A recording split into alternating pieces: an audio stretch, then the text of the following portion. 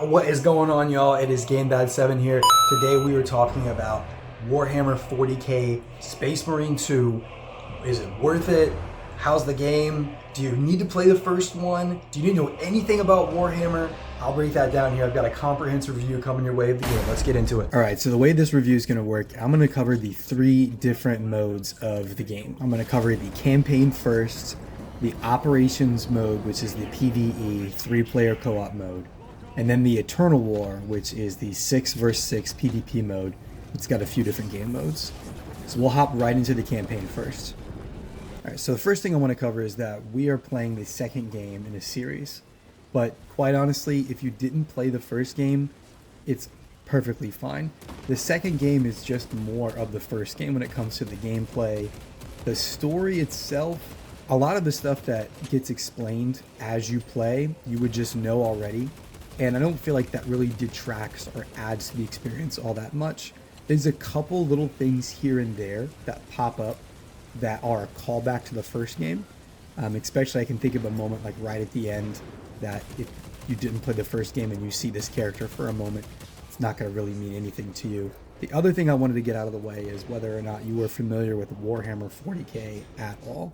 I do not have any figures, or nor have I played Warhammer 40k, the tabletop game. I have played a handful of the Warhammer 40k games. There are so many different video games out there that span so many different genres of gaming. You've got third-person shooters, tacticals. You've got games that are similar to what you used to play with, like Left 4 Dead. I'm missing so many. You've got so many different types of 40k games out there that you can really get into. But I've played a couple, so I've dabbed into the lore a little bit, so I know a little bit of what they're saying. But if you don't know anything about Warhammer, which most of the people I know that have played it, it really hasn't affected them at all. They do a pretty good job of explaining things throughout the way, and most of the stuff you can kind of just use context clues, or it doesn't even really matter. It doesn't really detract from the experience. But if you are a Warhammer 40k fan, you are going to be in heaven here. It reminds me a lot of the D&D movie, where you could go see that and enjoy that as someone who doesn't know anything about D&D. But if you were a fan of D&D, you are going to just be in heaven during it, and that's what this reminds me a lot of. Alright, the campaign is 12 to 15 hours, it's mission-based, and it's got an in-game hub for changing loadouts, accessing different game modes, as well as replaying missions. The missions themselves are linear, with small paths that branch outward that give you like a nice additional gun, or maybe a health regeneration, maybe like some hidden audio logs that help give you some more flavor to the game, things like that. It kind of reminds me of back when you used to play Halo, and maybe if you went off the beaten path a little bit, you'd pick up a sniper rifle, something like that, you know, just a nice little pat on the back. As far as gameplay, you've got 2 squad mates that follow you around. Now these are replaceable with online friends for co-op play, so if you get some buddies that want to jump in, you can. There are no RPG elements, no skill progression, nothing like that when it comes to the standard campaign. You just pick up the guns and the melee weapons and swing and shoot. Very much feels like an olden 360 days kind of game, and I say that in the best way. Especially a certain Brolic third-person shooter. Nice. But it definitely plays different. It's deliberately a lot slower. There's no cover system. The game wants you in the face of enemies, and they will come to you. Finding a perfect balance between melee and ranged is the key, and that's one of the best things this game does. The combat system feeds into actually restoring your armor, so it benefits you to be aggressive and want to fight in melee. Executions do a small amount of AoE damage that also provide a small amount of armor regeneration, while something like a heavy attack while you hold down the weapon, or maybe a well-timed parry, will leave the enemy open for a follow-up ranged attack. There'll be a small little red reticule, and you'll tap the ranged button. If you parry a minor enemy, you'll actually end up eviscerating them and get some of your armor back as well and do a small AoE. So this combat flow is extremely satisfying, especially when you're surrounded by a ton of enemies, or if you've got an enemy that is just kicking your butt, like some of them cast some spells or do some range damage, and let's say your health is dwindling, you can get that enemy down to the point where it's flashing red. You know you can do an execution and get some of that health back and then get right back into the fight. So it's extremely satisfying. The missions themselves, while they're linear, they do have a lot of like, kill a bunch of stuff and then hold down and defend the position while you've got waves coming at you, and you can't leave this circle on the ground and you've got to fill up this bar. So a lot of it is you just kind of being in all of the swarm technology as so many different enemies are coming at you, especially with the Tyranids. I'm going to cover this part a little bit later, but I do wish there was some more complexity to the missions, as it shows that it's perfectly able to do this in some of the other modes that it has. The boss fights in this game are awesome. I'm not going to show you all of them just so you can still have some way to be surprised by yourself, but they're pretty neat. You're really going to have to time your dodges and your parries correctly here. This isn't just a sit back and spray and pray as the health bar goes down. I mean, this is like Dark Souls, like you're going to be fat rolling and parrying like crazy, baby, I swear. The game also does just epic moments and explosions, great intense dialogue between the companions really well. It's literally a blast from the past as far as the way this game feels. A nice tight package of a linear third-person campaign that is super fun. The campaign itself, I'd say, let's say like a B+. It's a really nice grade for it. It's nothing that's going to blow you away. Your life's not going to be changed at the end of this, but you're going to have a great time and a lot of fun, and you're going to be enjoying yourself. Now the campaign is dope, but this is where the fun only begins. Next we're going to cover my favorite part of the game, which is the 3-player PvE operations mode. Quick reminder, if you're having a great time, please like this video, check out my channel, subscribe. It really helps me get my content out there so I can grow. This will just help me make more and more content and get more stuff to you. Now back to it. This is by far my favorite part of the game. So the campaign, playing that co-op was fun, but as I said, there weren't any sort of progression or RPG mechanics, and there also were kind of more basic linear gameplay mission structure. The way operations is set up is you and 2 other buddies, whether you can do bots or if you know some people you want to squad up with, you get together, you do a mission, and you actually earn experience and level up towards your character. And by character I mean class. So you can take a look here. We've got 6 classes to choose from: Tactical, Assault, Vanguard, Bulwark, Sniper, and Heavy. Your boy's been on that Bulwark train right there. Sword and Shield all the way, let's go. Once you're in that hub area, it's super easy to go over to the Tech Priest and swap up your skills, your weapons, everything. As you can see here, I've customized mine a bit. Got my chapter banner, grapple launcher for the Vanguard, jump pack for the Assault, Auspex scan for the Tactical, and you've also got the cloak for the Sniper and the Iron Halo for the Heavy. Each class has a skill tree, which is really cool. The perks you can choose change not only how you actually play the character, but their main mechanic, which for the Bulwark, as you can see, is that banner. So I can have that restore armor, do damage over time, all sorts of different things like that. You can actually change the cosmetics of the armors. Now if you're really into Warhammer, you're going to know the different chapters and the way the colors and the emblems mean different things.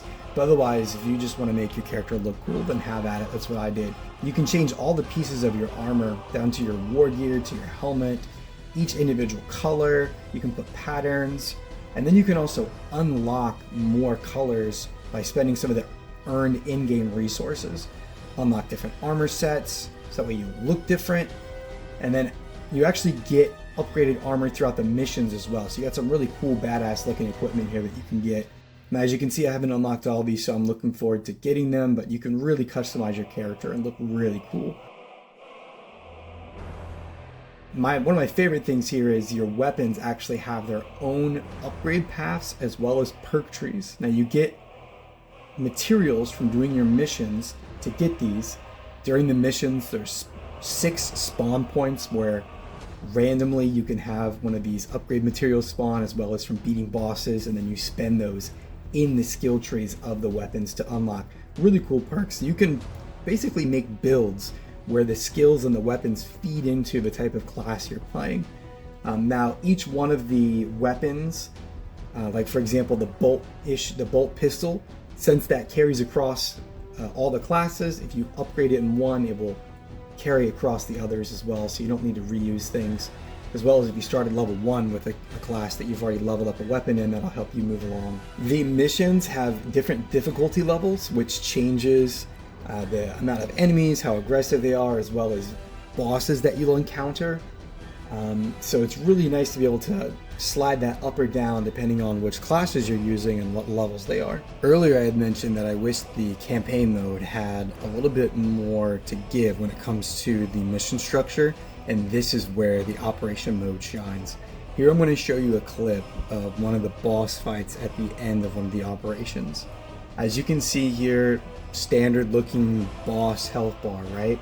But what we've got is an actual system that reminds me of like a mini instance or dungeon or raid, like I'm playing Destiny or the old World of Warcraft days, where you can see I'm fighting this Helldrake that is completely invulnerable to damage, except the signals on the wall behind it are going to alternate based on the phase, and then we have to go find the panels in the room, activate them based off of what is on those panels, and that will allow us to then not only inflict damage but cause more damage, all while enemies are swarming the room and having to defend ourselves. So this can get really hectic, it can get really fun. It also requires a little bit of coordination, which I feel like always heightens any sort of PvE boss experience, because if you're all just sitting there unloading on the boss at the same time, not having to coordinate, not having to strategize or bounce skills off of each other, it really gets boring and stale. You might as well just be playing by yourself at that point. Now you can do this with bots, so you don't have to be playing with other people, and I assume you're just going to be responsible yourself for clicking all of the buttons, making sure you get it. It's not timed. This adds a lot more flavor to it, and this is the kind of stuff I love to see. Really fun experience here. Now for the PvP mode, the Eternal War, this is a 6v6 player versus mode, and they've got just your 3 classic game modes. Annihilation, which is the deathmatch, where you just first team to reach 50 points. Seize Ground, that you can see here, it's a domination type mode where the point is bouncing all over the map and you gotta fight for it. And then Capture and Control is just your standard King of the Hill mode. What's cool is that they bring over the classes from the Operations PvE mode. The experience doesn't transfer, but the strategies do, which is cool because something like the Vanguard, where you use that grapple hook to zoom yourself in, plays a lot different in PvP. The combat's really satisfying. It's just a lot of fun. It's nice to mix it up and jump in here. It's not my preferred method of game for this, but I can see how someone could get really into it, especially with all the cool customizations. But like I said, it's a lot of fun to hop into. So final thoughts on this are Saber Interactive made a beautiful game. I often found myself doing camera pans, taking some in-game photo mode shots, just really exploring and looking around because the game honestly is beautiful. I'm playing it on PS5. I can only imagine on a nice high-end PC what this would look like. Overall, the game is a blast. I had a great time with it. Even as someone, like I said, who isn't super knee-deep into 40K, and if you're someone who's brand new to 40K, I think you would have a great time with this, especially if you were playing a lot of games in the Xbox 360 era, and you kind of miss those nice linear, tight, fun campaigns that we really don't get anymore, especially when you've got some options like the Operations mode and the PvP mode, where you get a ton of free in-game earnable items that any of the stuff that you want to spend money on is cosmetics. I mean, it's really just a throwback to how games were made, 10, 15 years ago. So it definitely feels home. It's cozy in that respect. I think anyone would have a great time with this. This definitely gets the GameDad7 stamp of approval here. Highly recommend this. If you're picking this up, hit me up in the comments and let me know what you think. If you already played the game, let me know what you think. If you hate this game, let me know what you think. I'd love to hear why. But that's it for this one, folks. Definitely had fun with all the epic moments here and had a great time making this with you. Keep it tuned for more fun gaming videos. And as always, I'll catch you on the next one. For the Emperor, brothers!